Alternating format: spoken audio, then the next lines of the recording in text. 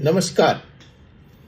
4C supreme law partners के इस नए कानूनी एपिसोड में मैं advocate doctor Ajay Kumar Pandey supreme court of India लेकर हाजिर हूं एक मुकदमा मशहूर फैशन डिजाइनर जिनकी अभी हाल में ही मृत्यु हो गई, देहांत हो गया, वो परलोकवासी हो गए।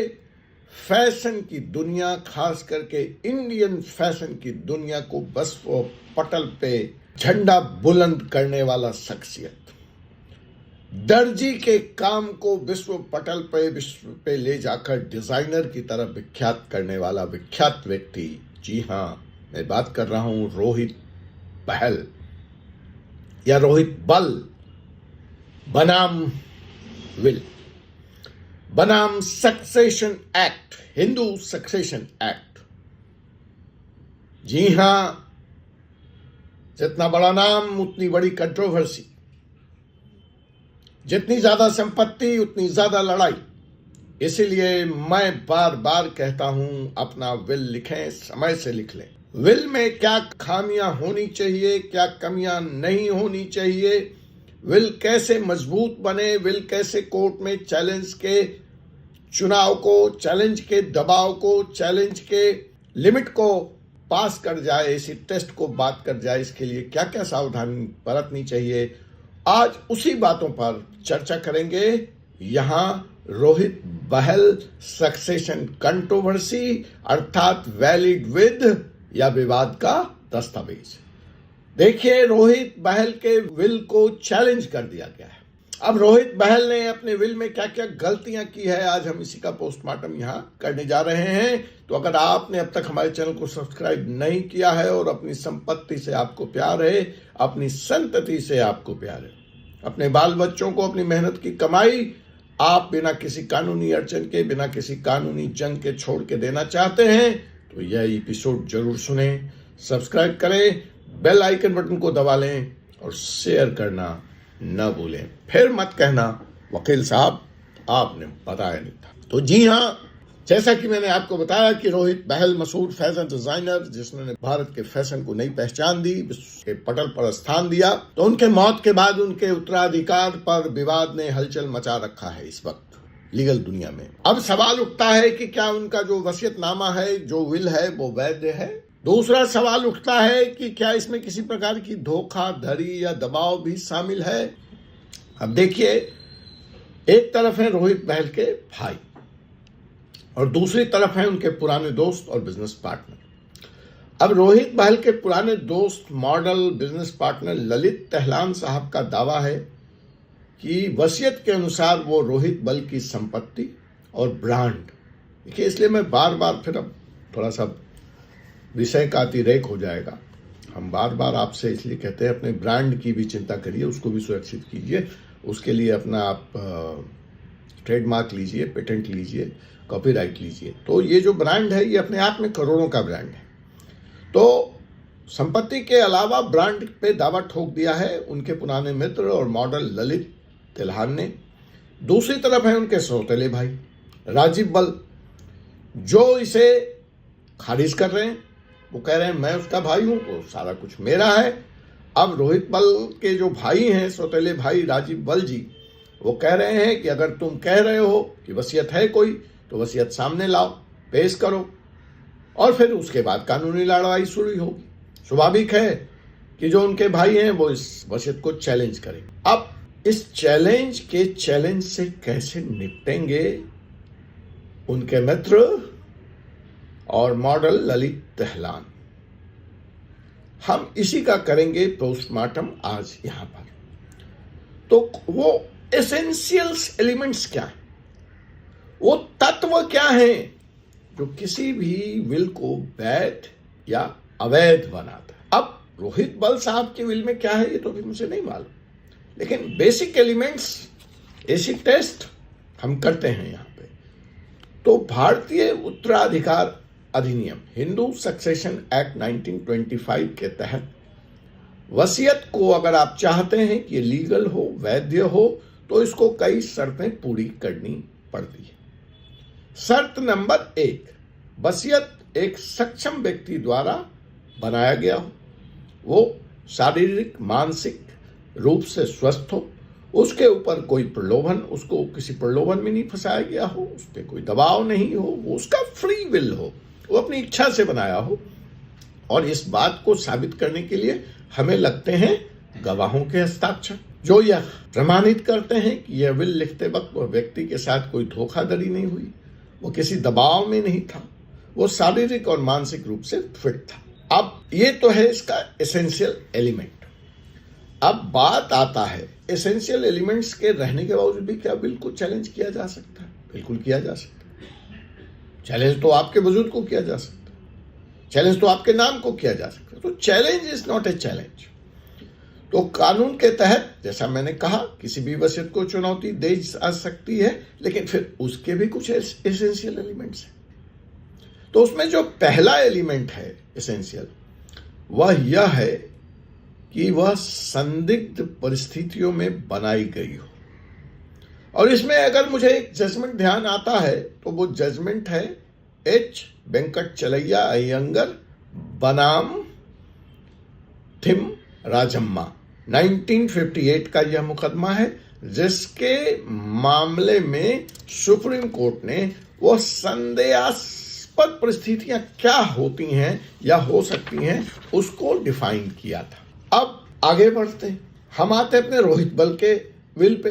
तो यहां पे भी जो ललित तेहलान साहब हैं, जो यह दावा कर रहे हैं कि वसीयत में उनके नाम सारी संपत्ति और ब्रांड है, तो यह भी कह रहे हैं कि ठीक है, संदिग्ध परिस्थितियां, गवाह के हस्ताक्षर, यहां ऐसा कुछ भी नहीं। हमारी विल में हस्ताक्षर भी मौजूद है गवाहों के, और जो उनके वकील हैं उन्होंने उस विल की समीक्षा कर ली, उसको स्क्रूटनाइज कर लिया, उसका एनालिसिस कर लिया, उन्होंने एक सर्टिफिकेट भी दे दिया कि प्रथम दृष्टया मुझे इस विल में कोई दोष नहीं दिखता है, अतः यह वसूली कानूनी रूप से मान्य लगती है। इस विल में सुनील सेट्ठी को एग्जीक्यूटर, देखिए ये एक बड़ा फिर खेला है। विल का एक एसेंशियल एलिमेंट उसका एग्जीक्यूटर होना भी है, जो अक्सर मैंने देखा है विल में नहीं होता। कि भैया जाने वाला तो चला गया, लेने वालों में विवाद मचा है, तो विल को एग्जीक्यूट कौन करे, उसको जमीन पे उतारे कौन, उसको अमली जामा पहनाए कौन? ऐसा कौन सा व्यक्ति है जो विल लिख के गया है उसकी इच्छाओं को भली भांति समझता है और उसको उसी रूप से मूर्त रूप दे? तो यहाँ फैशन काउंसिल ऑफ इंडिया के अध्यक्ष हैं सुनील सेट्ठी। उन्होंने कहा कि मुझे बताया गया है कि मैं इस विल में एग्जीक्यूटर की भूमिका में हूं, लेकिन अभी तक मैंने वसीयत देखा नहीं है। लेकिन उन्होंने वादा किया कि अगर मैं एग्जीक्यूटर हूं तो मैं ये इंश्योर करूंगा कि रोहित बल की इच्छाओं का इन लेटर और स्पिरिट पूरी तरह से सम्मान हो। यही एग्जीक्यूटर की भूमिका होती है। तो वो कह रहे हैं कि अगर ऐसा है तो वो इंश्योर करेंगे कि रोहित बल की तमाम इच्छाओं का उचित सम्मान हो, सही सम्मान हो। अब मैंने कहा कि हाँ, गवाह तो मजबूत है। संदिग्ध परिस्थितियां, तो संदिग्ध परिस्थितियों को सुप्रीम कोर्ट कैसे देखता है? मैंने एक केस का आपको हवाला भी दिया, ये एच वेंकट चलैया अयंगर बनाम बीएन थिम्मा राजम्मा 1958। इसमें एक केस और आ जाता है, कविता कन्वर वर्सेस पमीला मेहता 2020। तो सुप्रीम कोर्ट के अनुसार अगर विल में संपत्ति का असमान वितरण हो, इक्वल डिस्ट्रीब्यूशन नहीं है किसी व्यक्ति, तो ऐसा लगता है, ऐसा लग सकता है प्रथम दृष्टया कि इसमें कुछ झोल है। मतलब वहां से सस्पिशन स्टार्ट हो जाता है, आखिर तो बराबरी की बात है, तो क्यों किसी एक व्यक्ति को ज्यादा दे दिया? तो ये सुप्रीम कोर्ट के अनुसार एक मामला बनता है सस्पिशन का, और इस आधार पर इसको चुनौती दी जा सकती है। 2020 में कविता कन्वर बनाम पमेला मेहता में इसी केस का उदाहरण मिलता है। अब हम आते हैं कि विल का एक एसेंशियल एलिमेंट इसका सत्यापन होना भी, इसका अटेस्टेड होना है। तो जो इंडियन एविडेंस एक्ट 1872 है उसके अनुसार वसीयत को गवाह के बिना अदालत में प्रमाणित नहीं किया जा सकता, अतः एक गवाह का अदालत में उपलब्ध होना अनिवार्य है। और फिर वो अटेस्टेड हो गया तो थोड़ी सी उसको चैलेंज की सीमा, उसकी वैधता की डिग्री और बढ़ गई। अब यहाँ पे जो विवाद, अगर रोहित बहल का उत्तराधिकार का विवाद अगर पहुंचता है तो यह देखना दिलचस्प होगा कि यह विवाद कहां तक जाता है। यह मामला ललित तेहरान के पक्ष में जाएगा या राजीव बल वसीयत को खारिज करवा पाएंगे। अब इस बात के लिए तो हम सबको अदालत के फैसले का या इन दोनों दावेदारों के अदालत जाने का इंतजार करना पड़ेगा। खैर, अदालत का फैसला जो भी आए, आपके लिए इस एपिसोड के माध्यम से मैं एडवोकेट डॉक्टर अजय कुमार पांडे यह कहना चाहता हूं कि रोहित बहल का विवाद महज एक कानूनी विवाद नहीं है, बल्कि यह सामाजिक और व्यवसायिक दृष्टिकोण से भी महत्वपूर्ण है और हमें यह पुनः एक बार याद दिलाता है कि वसीयत बनाते समय सभी कानूनी प्रक्रियाओं का पूर्ण रूपेण पालन होना कितना जरूरी है। मैं अपने फाइनल कमेंट पे आऊं उसके पहले आपकी जिज्ञासा के लिए, आपकी जानकारी के लिए कुछ और फेमस मुकदमों की मैं यहाँ पे चर्चा कर देता हूँ। प्रियंवदा बिरला विल डिस्प्यूट भी अपने आप में एक कहानी है। अब इसमें क्या हुआ था कि प्रियंवदा बिरला की वसीयत ने भारतीय उद्योग जगत में एक बहुत बड़ी कानूनी लड़ाई छेड़ दी थी। 2004 में प्रियंवदा बिरला की जब मृत्यु हुई तो उनके वसीयत में उनके अधिकार, संपत्ति और कारोबार को राजेंद्र सिंह लोढ़ा के नाम कर दिए गए। बिरला परिवार ने इस वसीयत को संदिग्ध बताते हुए कोर्ट में चुनौती दे दी और इस मामले ने पूरे देश का ध्यान खींचा और यह मामला बहुत लंबे समय तक चला। इस केस ने भी यही स्थापित किया जो हम यहाँ कह रहे हैं कि वसीयत में शामिल गवाहों और अन्य दस्तावेजी साक्ष्यों की महत्ता क्या बनती है। दूसरा केस जिया खान स्टेट कंट्रोवर्सी। इसमें बॉलीवुड अभिनेत्री जिया खान की आत्महत्या के बाद उनकी वसीयत को लेकर एक इस्तेमाल सामने आया। एक तरफ थी उनकी मां राबिया खान और दूसरी तरफ थे उनके पिता रिजवी खान। दोनों के बीच में आए संपत्ति और वित्तीय मामलों को लेकर झगड़ा हो गया। अब जिया खान कोई वसीयत तो छोड़ नहीं गई थी। अब यहाँ पर जो एक विवाद उठा या एक सवाल उठा वो यह था, अगर वसीयत ना हो तो उत्तराधिकार कैसे तय हो। तो यह मामला जिया खान स्टेट कंट्रोवर्सी, जहां माँ बाप ही लड़ने लगे बेटी के जाने के बाद, यह सबक है उन सब लोगों के लिए जो बिना किसी वसीयत के अपनी संपत्ति छोड़ जाते हैं। प्रिंस मुखराम जायज विल। प्रिंस मुखराम कौन है?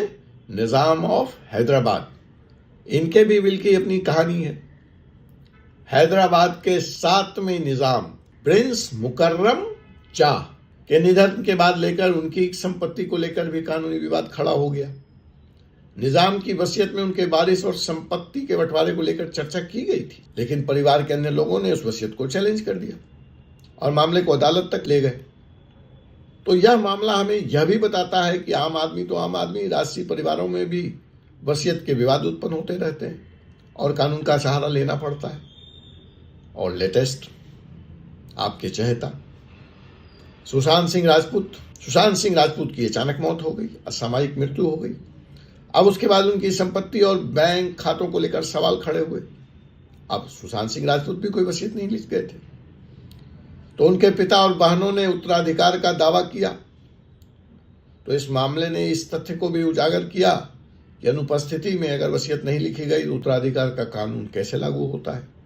अब उत्तराधिकार का कानून कैसे लागू होता है उस पर कभी आगे वीडियो लेके आऊंगा, लेकिन कमेंट करेंगे तब। तो जो सुशांत सिंह राजपूत मामला था वह वसीयत की जरूरत और इसकी अनुपस्थिति में उत्तराधिकार के कानूनी दांवपेच पर हमारा ध्यान आकर्षित करता है। केस नंबर 5, टीना अंबानी वर्सेस कोकिलाबेन धीरूभाई अंबानी।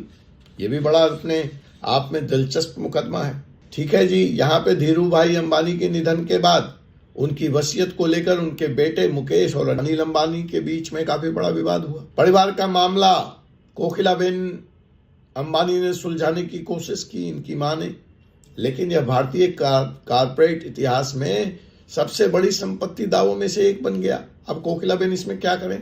पारिवारिक समझौता, परिवार का रोल और कोर्ट में जाने की कितनी बड़ी सीमा हो सकती है, कोर्ट से हमें कितना रिलीफ सकता है, वह सीखने को मिला।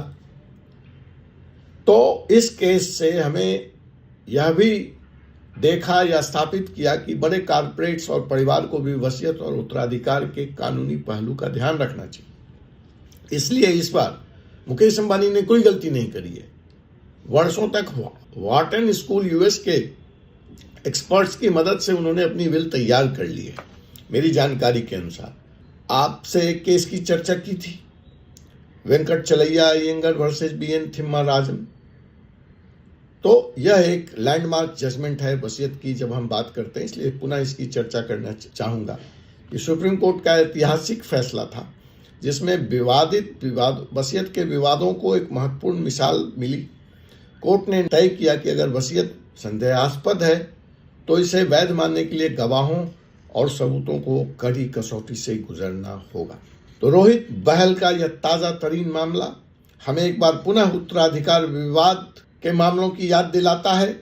चाहे वह प्रियंवदा बिरला का केस हो, चाहे वह धीरूभाई अंबानी का हो, हर मामला हमें एक ही बात बताता है कि मजबूत और वैध वसीयत and strong clear legal will is the demand of time. यह समय की जरूरत है, समय की मांग है। अगर आपके पास भी वसीयत या संपत्ति विवाद से जुड़े सवाल हैं तो नीचे कमेंट करें। हमारा चैनल फोर्स सुप्रीम लॉ को सब्सक्राइब करें और जानें अपना अधिकार। इसी के साथ मैं advocate doctor Ajay Kumar Pandey supreme court of India अनुमति लेना चाहूंगा और आपसे पुनः मुलाकात होगी एक ऐसे ही एपिसोड में अगले विषय के साथ। तब तक के लिए मुझे अनुमति दीजिए। जय हिंद,